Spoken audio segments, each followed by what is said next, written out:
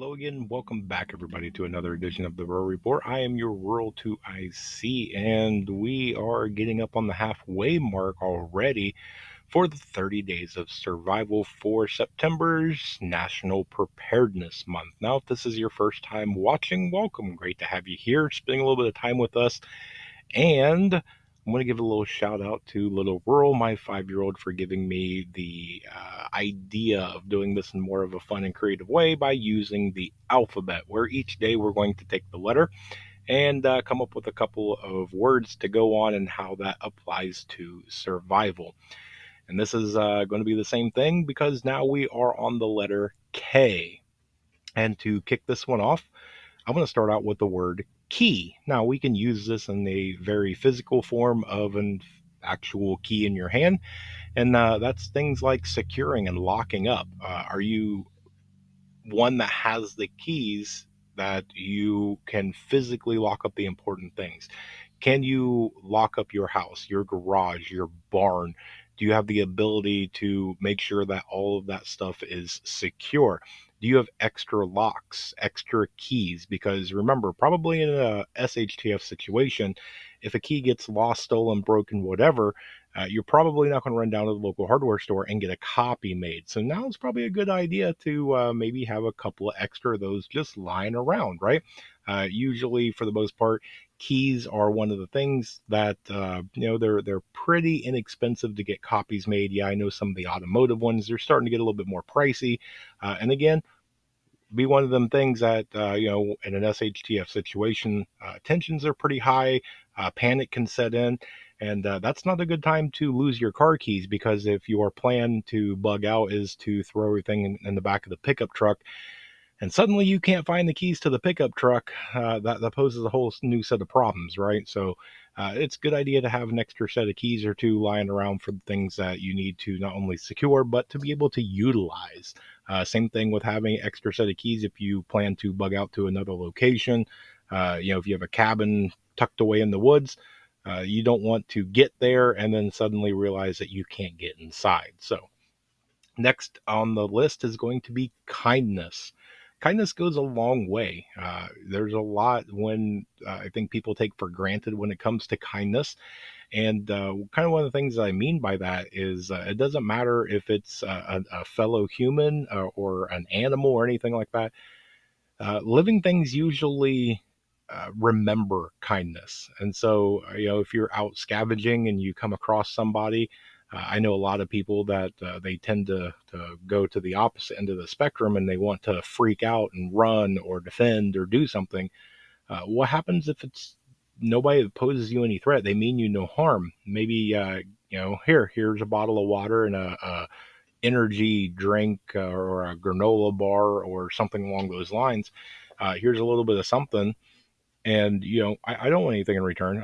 I'm trying to help you out. I have a little bit of something. You look like you need something. So a little bit of kindness. You don't know what the future holds on what that kindness is going to come back and give to you in return. You could be out on another one, fall down and get a little injured. Maybe you broke your radio when you fell, and that person that you helped out last week, they see that you need help and they remembered you. And instead of waving a weapon around at them and screaming and trying to scare them off, you showed them kindness, and then they may help you when you really need it. So just remember, even in bad times, kindness goes a long way. Next on the list is knots. It'd be a good idea to learn a couple. A lot of them are pretty easy, and I would say a good minimum is probably maybe have about 4 or 5 different types of knots, because knots are very, very useful in what the situation entails, and what knot you might utilize the best for that. Anything from a slip knot to a hitch, a double hitch, there's a lot of knots out there, and that's one of the things they teach you when you're kids and you're joining Eagle Scouts, Cub Scouts, all those different things, because hopefully these kids will remember at least a few of them. And to be able to utilize different knots is going to help you out in the long run, because if you use an incorrect knot, safety could come into question. You might not be able to secure something properly. It might be easy for somebody to get into something when you're trying to make it more difficult. You might be trying to tie something down while you travel, and you could lose a lot of your supplies that you didn't tie the correct knot or a good enough knot. Maybe you tied something that is too good, and now you can't get it undone. Now you're going to have to start cutting your cordage, and now you're losing length of rope or whatever you're using. So, getting different knots and just doing them. And it's one of the really, really easy things. Take an old tennis shoe and pull the laces out, find some paracord, find a length of cordage, and on a rainy day, pop up YouTube and, start learning how to tie a couple of knots, and you'll soon realize why it could be a very important asset to add to your repertoire, right? All right, so rounding this one out is going to be kids. Now, there's going to be a lot of people that they're going to enter SHTF with a child, me included. I've got a little 5-year-old, and I have to prep for him. He can help and he can do a lot of things, but at the end of the day, he's 5, right? He only has a certain skill set that he provides for me, but it doesn't mean that I can't utilize his help. So when you have this, whether or not that you have kids that's coming with you, grandkids that's going to be joining you, other members of your team, mag tribe, maybe it's a neighbor that has kids, there could be a whole different reason. There's a lot of people out there that they don't really go around kids much. There's a lot of kids that, or a lot of people that don't know how to interact with kids, don't know the needs for kids. They will treat a 12-year-old like they're 2, or they'll treat a 2 like a 12-year-old. There's people out there that they're not very skilled in the section of parenting or interacting with children. Not to mention the most important part is protecting our children, making sure that even though that child is not yours, if they are a part of your group, you need to make sure that you have that responsibility that child is 100% protected at all times, and in my group at all costs. That is probably one of the most important assets of ours and our team is the children's number one priority. So, but let's round it out with the honorable mention, and that word, to have a little bit of fun, is kingdom.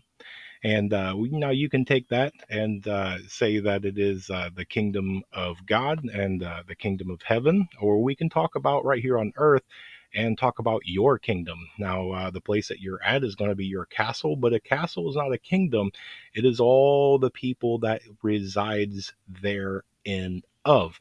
So when it comes down to your kingdom, you need to make sure that you can run your kingdom, whoever the leader of that group is. Not necessarily saying that they're king, right? We're just kind of metaphorically speaking, but you have to provide everything that you can to keep everybody within the kingdom good. They need to be happy. They need to be healthy. They need to be fed and have water. They need to have jobs, responsibilities, tasks. They need to make sure that you are creating basically a small functioning society. So that's kind of why I threw kingdom in there. But that's what I've got for you. So hopefully that you got a little something out of this. Hopefully that this brought you some substance, some value. If I did, hey, give me a thumbs up. Hit the little bell for notification, because again, we're going to be doing 30 days of this. So now that we're at the end of our video, I'm going to issue the challenge. This channel is not about giving you a list to live by. It is about getting you critically thinking. So with today's word being K, go down in the comment section below and add another word or two that start with the letter K that we can do and build this list together as a prepping community on this channel. Have a little bit of fun with it. Think outside the box. Get creative. So I hope you guys have an amazing day. I hope you have a blessed day. Stay tuned, because there's definitely more information to come. With that, I want to remain united, because we're all prepping in this together.